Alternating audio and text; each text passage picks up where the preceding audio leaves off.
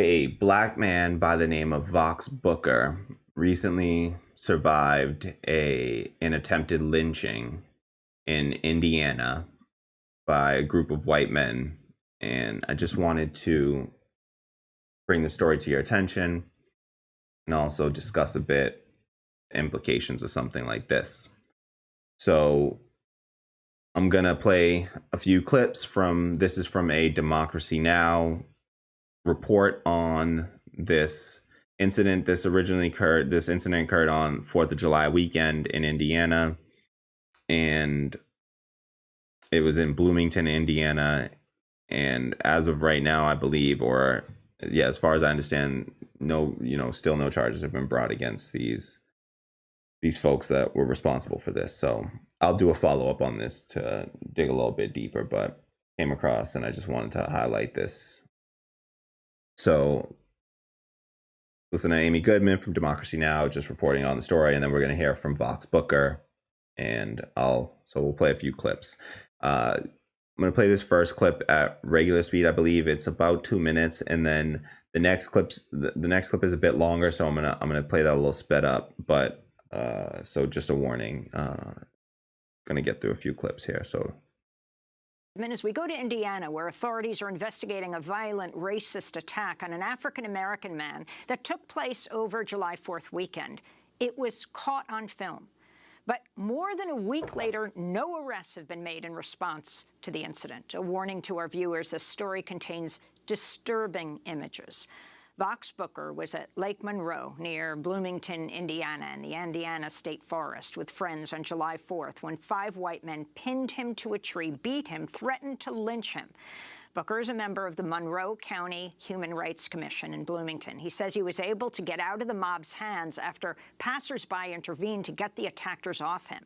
Last week, Vaughx held a news conference with his attorney, local elected officials, and 2 of the white witnesses who intervened on his behalf during the attempted lynching. This is a reporter questioning one of those witnesses, Stephen Cox.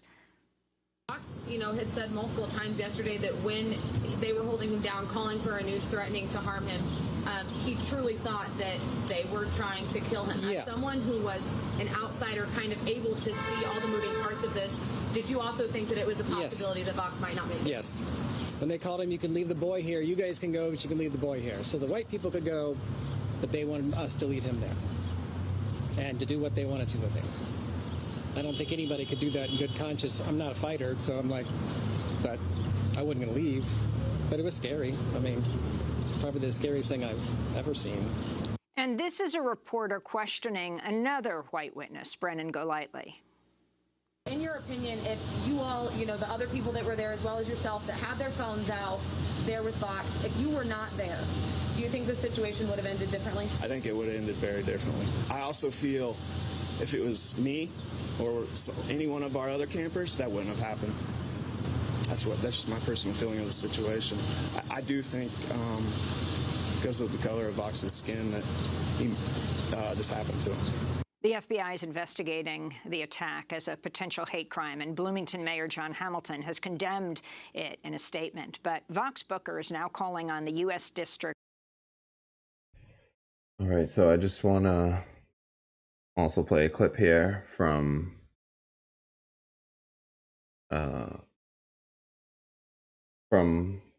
Vaughx Booker, him describing the situation, and I'm going to play this clip sped up at 1.5 times because it's a bit of we have to get through about almost 5 minutes of the clip, and so I just want to get through it a little quicker, and then so no disrespect to Vaughx Booker here, I don't want to I want him to be heard, so apologies there, but I do just want to get through the clip because it's a lot to get through in this clip. So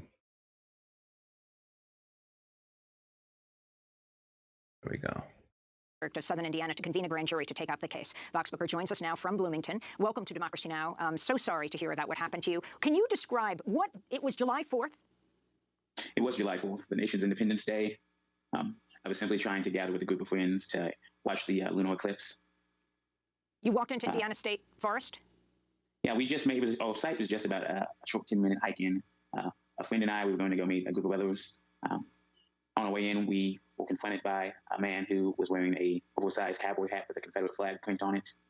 We were cordial enough, continued towards the site. A moment later, he pursued us on an ATV, told us we were on private property. I knew we weren't actually on private property, but rather than have some type of confrontation, we just simply apologized and continued to our site and spoke to the organizer. From there, we didn't know what would escalate later. So you went to your campsite, and what did the person who ran the campsite tell you? So he informed us that this gentleman actually wasn't the property owner, that he knew the property owner. So from there, we just went ahead and advised the rest of our group that they should take the public access way of the beach so there wouldn't be any dispute at all. Shortly later, some of our group joined, and they had informed us that these gentlemen had set up sort of a barricade or blockade on the beach using the boat and some ATVs. And as they were coming in, they had white power and some other phrases chanted at them. It was all very disturbing. So then explain what happened. Explain when they actually physically attacked you, Vaughx. So a friend and I went down to see if we could just talk to some of these folks and build a rapport and reason. The conversation was going well. Then this gentleman that with the Confederate flag hat on initially joined. He quickly became belligerent. We felt the situation devolving, so we just simply walked away. A few moments later, as we were walking away, I heard footsteps quickly approaching. This man came at me and swung his fist at me. Another gentleman came. So I was on the ground with them. A third gentleman came. We tussled for a moment. Two more men came. And from there, they were able to pin and drag my body to this tree and put their body weight on me. And as several of the folks started kicking and punching me, there's a moment where one of these gentlemen jumps on my neck with both of his feet, and I can feel his full body weight impact me. It was scary. They were literally in the video. You can hear one of the gentlemen refer to me as nappy headed. At that time, he had his hands in my hair and was using my hair as leverage to strike me in the back of the head as his friends held me down. And then what happened? The noise, one of the men's daughters heard us. She came out screaming for her father to let me go, for his friends to get off me. They refused and tried to tell her to go away. More people heard the daughter screaming because we were still close to the roadside and people were passing through. People just started coming to my defense. They yelled at the men to let me go. They came forward as these men pushed them away or swatted at them. There's a moment where I hear a lady yell out, "Don't kill him." And it's a moment where you realize that you're hearing your own potential death being narrated in front of you. And you have to be aware of George Floyd and how many other Black folks in our history have heard the executions spoken before them in real time. I felt myself want to cry out, "I can't breathe," with the weight of these men on top of me. And I just couldn't say the words. So these folks continue to stop just merely being bystanders, as we've seen in so many videos, and actively engage and resist. And they were finally able to pull me from under these men. And then they use themselves as sort of a human shield to make sure that as these men pursued us, that I was still safe. Did you? All right. So let me just play. I just like to play a couple other clips from in this interview that I thought were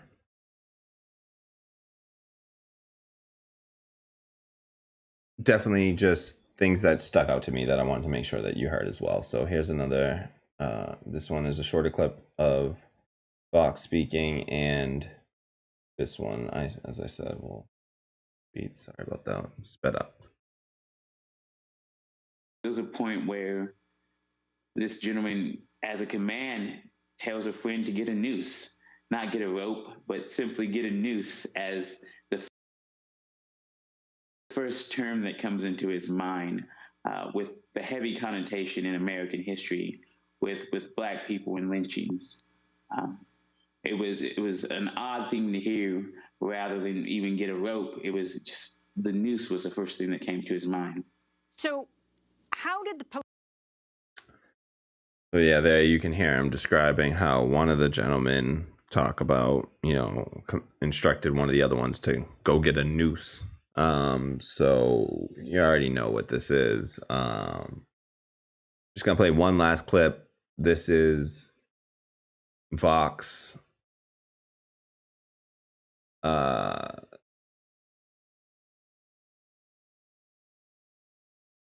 Sorry, this is Vaughxx speaking about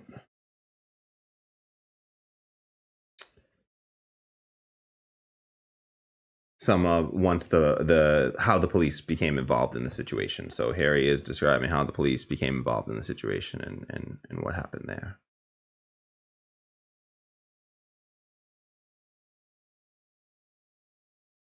So how did the police end up coming? Did you and the others in your party call the police? And what did they do? I know that I called the authorities. I'm not sure if other folks had already called the authorities as well. It's a state perk, so the Department of Natural Resources responded. They took about 40 minutes to get there. Before they even came to see if any of us were injured, they went and spoke to these men that had attacked us first. Then about 20 minutes later, they came to us. They didn't seem very interested in actually doing an investigation. It wasn't until the white bystanders that had stayed on the beach with me just became fiercely passionate and objecting to me being treated this way and feeling like there was a miscarriage of justice, that these officers went back and got these individuals' names. Then they came and took some photographs of my injuries, but they never specifically asked me if I needed an ambulance. You had patches of your hair pulled out? I did have patches of hair missing. There was a moment where the commanding officer showed up and he instantly starts lecturing me on property rights. One of the things that I do in our community is I also chair the county's Affordable Housing Commission. So I've done that for 2 years, so I'm intimately acquainted with the details of property rights in our county. I pulled up the county rights, the land rights in my phone in real time to show this commanding officer that this land wasn't actually these folks' land as they were claiming. He still continued to berate me. I explained to him how they had literally tried to lynch me. And he said, well, I could go arrest them, but then they could say to us, well, what do you mean? We can't defend our property? And he was just fixated on this notion that somehow, even if I had been on private property, which I wasn't, that superseded the importance of my life. So there, Vaughxx is just describing, I mean, these dudes, this is a dude just rolling through, trying to have himself a, regular, some, I mean, to each his own. Fourth of July celebration. Me personally, not a moment I'm celebrating as a Black person in this country, unfortunately. But that's his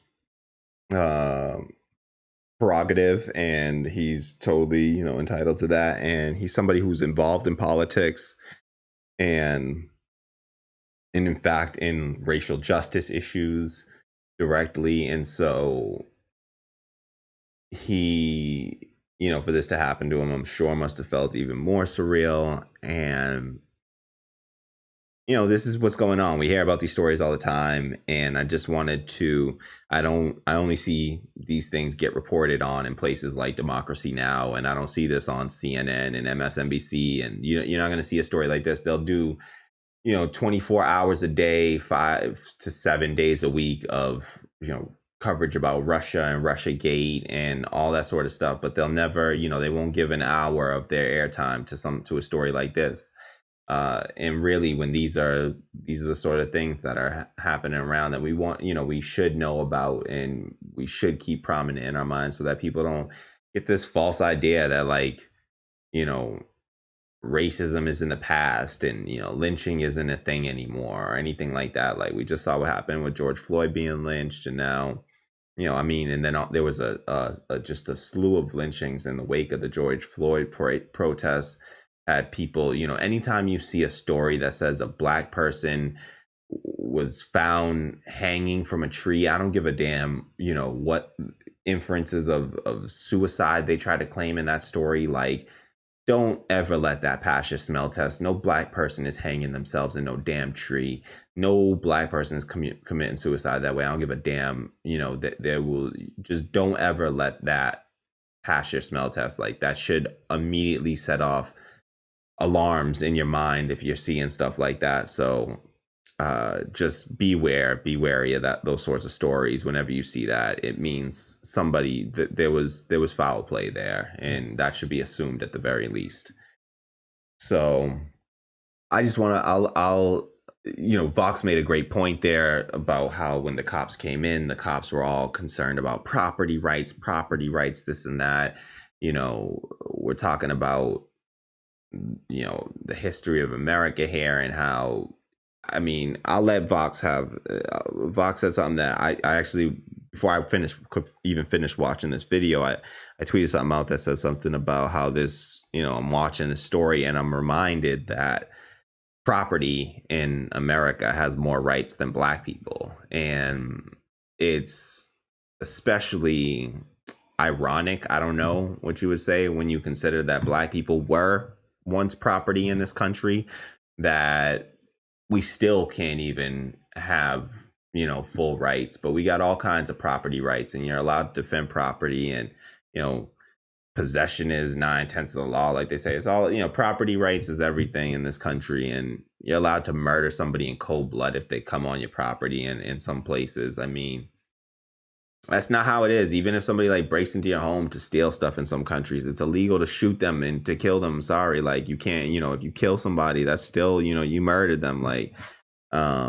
so I don't even, we can dig more into that and talk as, leftist ideas on things like that. I would love to discuss that more for sure. But this was just something that I wanted to make sure it gets mentioned. And these are the kinds of stories that I want to make sure that I'm highlighting on my channel. Not just terrible stuff. I hope it's not always terrible stuff, but just the stories that kind of go under the radar of mainstream news that really shouldn't. And so before I finish this one, I just want to let Vaughx get the last word on this. But I thought it was interesting that he kind of finished with a statement it's very similar to what I had read from this story, what I had interpreted from the story, just like from my initial viewing of it. So here he is, Vaughx Booker. My name Vaughx. It's from the Latin for voice. There's never been a time that my parents haven't told me to speak up for what's right. My late mother encouraged me to be vocal and to stand up for others when I saw folks put down. I think that what's happening here is happening throughout the nation, where our political leaders have sown discord, where property rights are elevated over the lives of Black people. And it's time for our nation to demand a change. Beautifully said. Couldn't have said it better. Property rights in this country have been elevated above the rights of human beings, in particular Black people in this country, and Indigenous people, and in non-native people, non-native, I should say, immigrants, because, we can get into things about who's really native to this country. But so that's that. Those, let's just, keep folks like this in our minds and just know that this sort of stuff happens and is still happening, and we have to be aware of it so that we can, fight against it in every way. Thanks for watching Radical Democracy Podcast. I'm your host, Kamali Rose. Please like and share this video, subscribe to the channel, and if it doesn't bother you, hit that bell below to receive notifications whenever we go live or launch a new video. Please leave your thoughts in the comments below, and if you can afford it, do me a huge favor and head over to my Patreon at patreon.com/radicaldemocracy and throw me a few bucks. Whatever you can afford, it goes a long way, and I will greatly appreciate it. It helps the channel to continue to exist and to grow, and I really appreciate the support. Thank you so much, and I hope to see you soon. All right, peace. All right, that was a good one. That one's it.